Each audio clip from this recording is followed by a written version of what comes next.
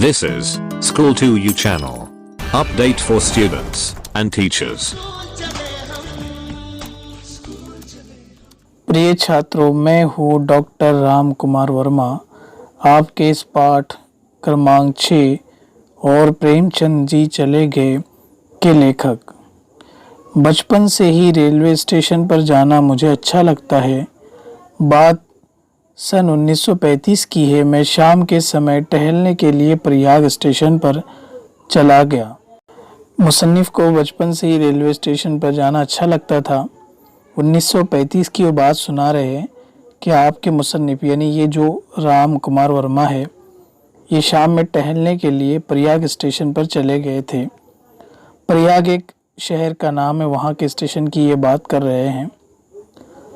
तभी मैंने देखा कि तीसरे दर्जे के डिब्बे से एक सज्जन उतर रहे हैं।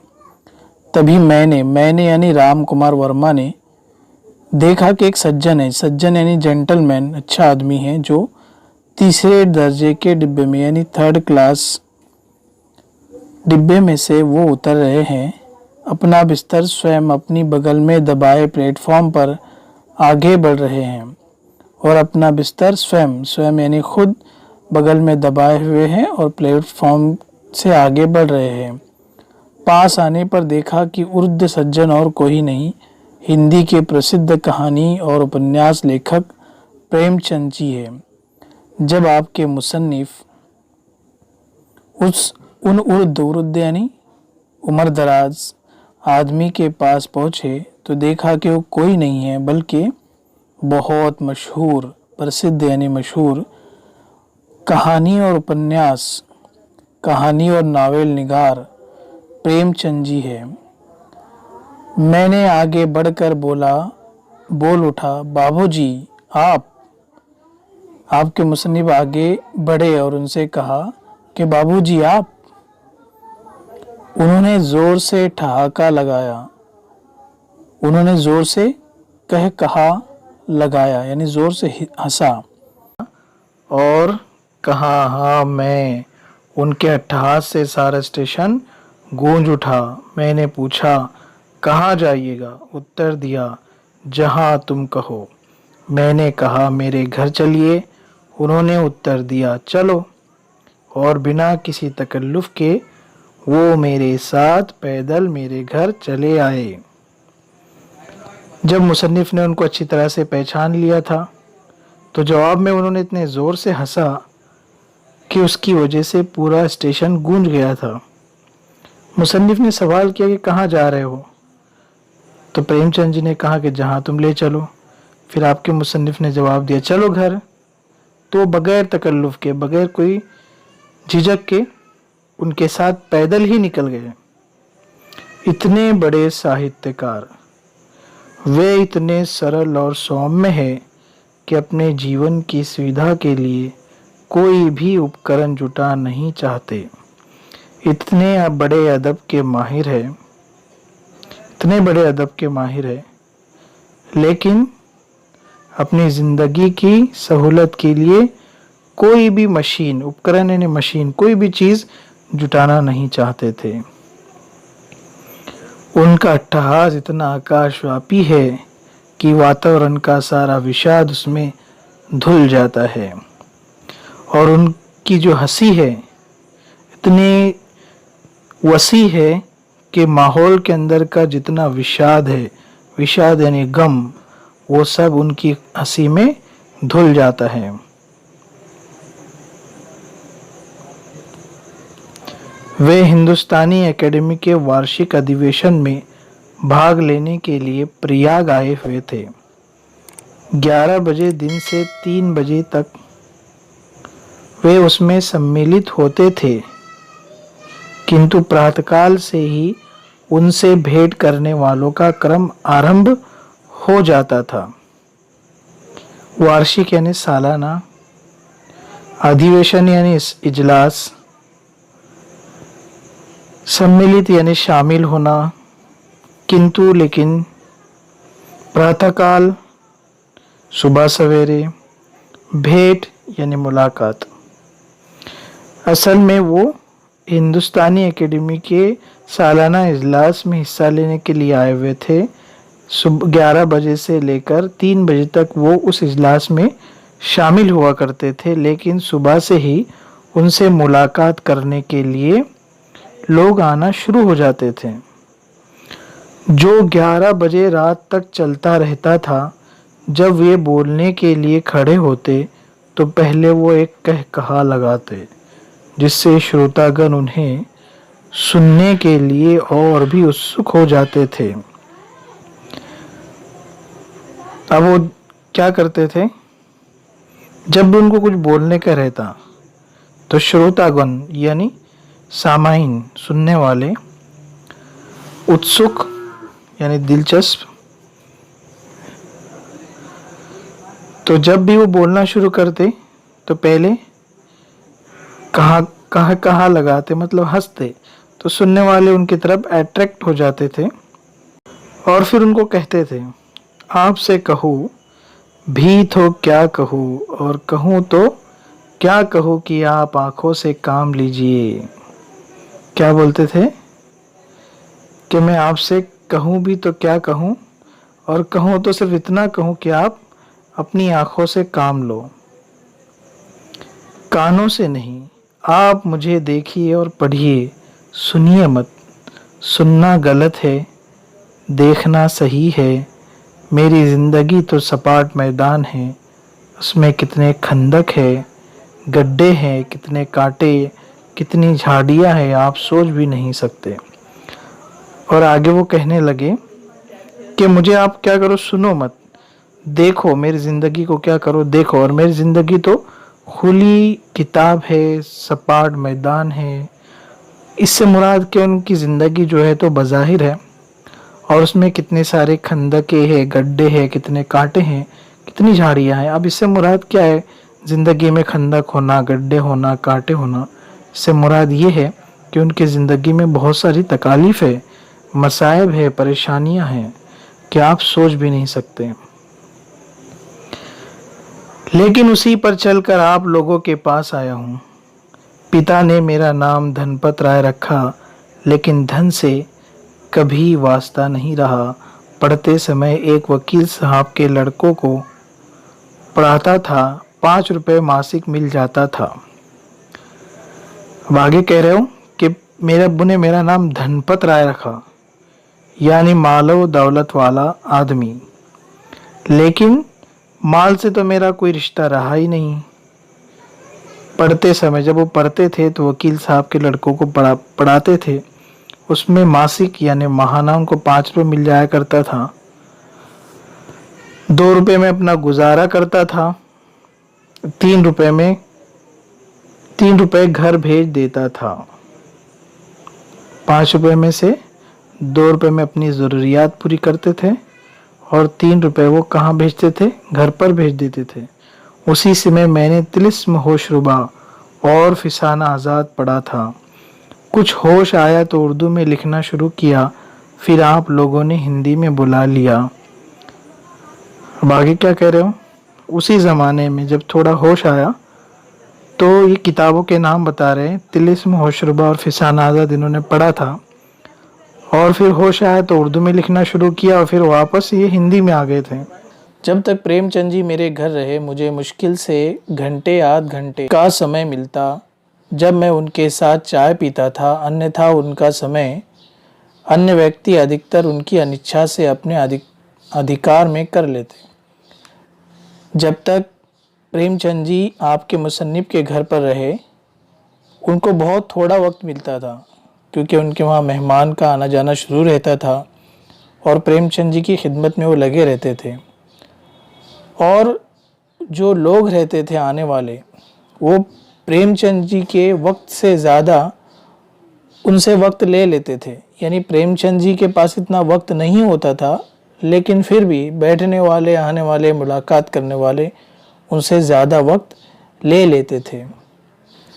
एक दिन मैं अपनी कविताओं का क्रम व्यवस्थित कर उनकी प्रेस कॉपी तैयार कर रहा था। वे आए, पूछा क्या कर रहे हो। मैंने कहा मैं अपनी कविताओं का संग्रह प्रकाशित कराने के लिए ठीक कर रहा हूँ। उन्होंने कहा, छपने के लिए कहाँ भेज रहे हो? अब इसमें कुछ नए लफ्ज़ है। कविता यानी नज़म, व्यवस्थित यानी ठीक करना, प्रकाशित यानी पब्लिश करना, शाये करना, संग्रह यानी मजमुआ। तो एक दिन मुसन्निफ़ क्या कर रहे थे, उनकी जो नज़में थी आपके मुसन्निफ़ की, उनकी तरतीब सही कर रहे थे, उनकी प्रेस कॉपी वो तैयार कर रहे थे। अब उतने में प्रेमचंद जी आए। उन्होंने पूछा कि आप क्या कर रहे हो? तो आपके मुसन्निफ़ ने जवाब दिया कि मैं कविताओं का मजमुआ शाये करने के लिए ठीक कर रहा हूँ। तो आपके मुसन्निफ़ से प्रेमचंद जी ने कहा, अच्छा तो छपने के लिए कहाँ भेज रहे हो फिर? अब शाये करने के लिए छपाना पड़ेगा ना, तो कहाँ भेज रहे हो? प्रेमचंद जी ने सवाल किया। मैंने कहा, साहित्य भवन प्रयाग ही इसे प्रकाशित करने का आग्रह कर रहा है। उन्होंने कहा, गलत, इसे मैं प्रकाशित करूँगा। ऐसा कहकर उन्होंने मेरा काव्य संग्रह अपनी बैग में रख लिया। तो आपके मुसन्निफ़ ने उसका जवाब दिया कि साहित्य भवन प्रयाग, यहाँ से वो अपनी किताब को शाये कराने वाले हैं और वो उसी की खुशामद कर रहे हैं। आग्रह करना यानी खुशामद करना। तो इसके जवाब में प्रेमचंद जी ने कहा, गलत, प्रकाशित इसे मैं करूँगा। यानी कहीं और से वो प्रकाशित शाये करना चाहते थे। हो सकता है उनको उस बात, वहाँ की बात पता हो, उस पब्लिशर में कुछ खामी हो या महंगा हो वगैरह वगैरह। तो उन्होंने इतना कहा और पूरा मजमुआ, नज़मों का मजमुआ उन्होंने अपने बैग में रख लिया। वो संग्रह रूप राशि के नाम से उनके सरस्वती प्रेस बनारस से प्रकाशित हुआ।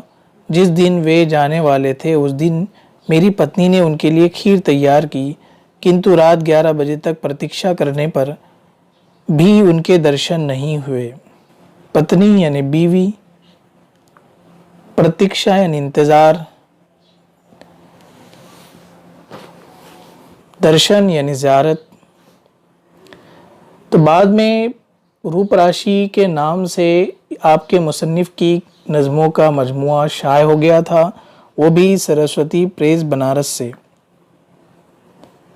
जिस दिन वो जाने वाले थे तो आपके मुसन्निफ़ की बीवी ने उनके लिए खीर तैयार की थी, यानी प्रेमचंद जी के लिए। लेकिन 11 बजे तक इंतज़ार करने पर भी प्रेमचंद जी नहीं आए, उनकी ज़ियारत नहीं हुई घर पर। लाचार होकर पत्नी ने उनके कमरे में भोजन की थाली रख दी और उसमें खीर का कटोरा भी संभाल कर रख दिया। सोचा जब प्रेमचंद जी आएंगे भोजन करेंगे। सुबह उठकर देखा कि प्रेमचंद जी अपना सामान लेकर चले गए। टेबल पर एक पर्चा रख कर छोड़ दिया। वो पर्चा इस प्रकार था। अब प्रेमचंद जी 11 बजे तक नहीं आए तो मुसन्निफ़ की बीवी ने कमरे में खाने की थाली रख दी, भोजन यानी खाना, उसमें खीर का कटोरा भी था, वो भी संभाल कर रख दिया। और ये सोच कर के प्रेमचंद जी जब भी आएंगे वो खाना खाएंगे। और सुबह जब उठकर देखा उनकी बीवी ने, आपकी मुसन्निफ़ की बीवी ने, तो प्रेमचंद जी अपना सामान लेकर चले गए थे, यानी वहाँ से वो निकल गए थे। और टेबल पर उन्होंने एक चिट्ठी देखी, पर्चा देखा, जिसमें कुछ लिखा हुआ था जो छोड़ कर गए थे। अब क्या लिखा हुआ था प्रेमचंद जी खुद हमें सुनाएंगे।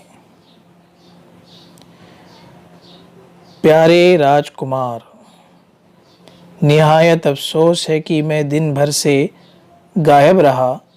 मेरे वक्त पर न आने से तुम्हें और बहू रानी को बेहद तकलीफ़ हुई होगी। लाचार था, रात 2 बजे लौट कर आया, तुम लोग सो गए थे, जगाना ठीक नहीं समझा। देखा कमरे में बहू रानी ने खाने की थाली परोस कर रख दी है। बढ़िया खीर भी थी, लेकिन इलाहाबाद की गर्मी में सुबह की बनी हुई खीर का दूध फट गया था। एक जगह खाना खा चुका था, लेकिन खीर तो मैंने खा ही ली, इस डर से कि फटे हुए दूध की खीर छोड़ देने से कहीं बहुरानी का दिल मेरी ओर से फट न जाए। खैर उनको बहुत बहुत आशीर्वाद। वे खुश रहे। फ़ौरन जा रहा हूँ, 4 बजे की गाड़ी पकड़नी है। भाई बुरा मत मानना, बगैर मिले जा रहा हूँ। तुम्हारा धनपत राय। और इस तरह विश्वविख्यात कहानीकार और उपन्यासकार प्रेमचंद जी इस रात में घर चले गए। बच्चों ये प्रेमचंद जी ने कहा था। अब इस पैराग्राफ में कुछ खास लफ्ज़ नहीं है जो अच्छी तरह से आप समझ गए होंगे। दिल फट जाना, नफ़रत पैदा हो जाना। तो मुसन्निफ़ की चिट्ठी में ये लिखा हुआ था, मैं शॉर्ट में आपको बता रहा हूँ कि उन्होंने जब आए कमरे में तो उन्होंने देखा कि खाना है, लेकिन खाना ऑलरेडी वो खा चुके थे। इसलिए उन्होंने से उसमें से खीर हुई जो कि फट चुकी थी, लेकिन फिर भी खा लिया इस डर से कि अगर मैं नहीं खाऊंगा तो बहू रानी है, वो ये सोचेंगे कि देखो मैंने इतने मेहनत से खीर बनाई और प्रेमचंद जी ने नहीं खाया, तो ये सोच कर वो उन्होंने खा लिया। इस तरह से कहानीकार और उपन्यासकार, नावेल निगार और कहानी निगार मशहूर प्रेमचंद जी रात में घर से चले गए। अब ये है इस सबक के सवालात के जवाबात।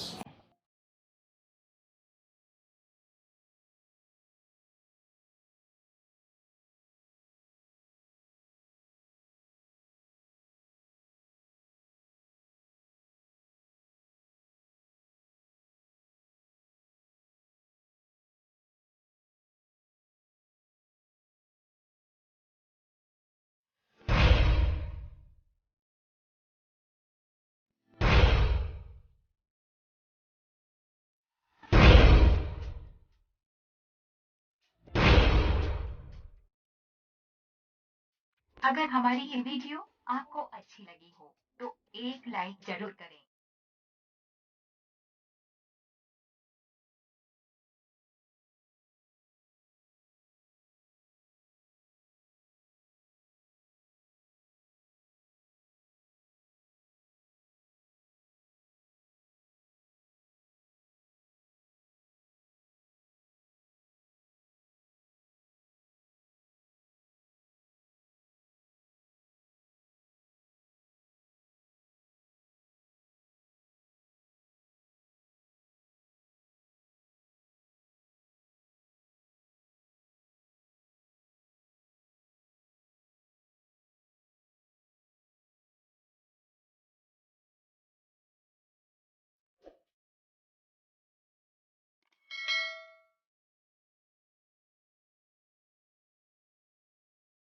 अगर हमारी ये वीडियो आपको अच्छी लगी हो तो एक लाइक जरूर करें।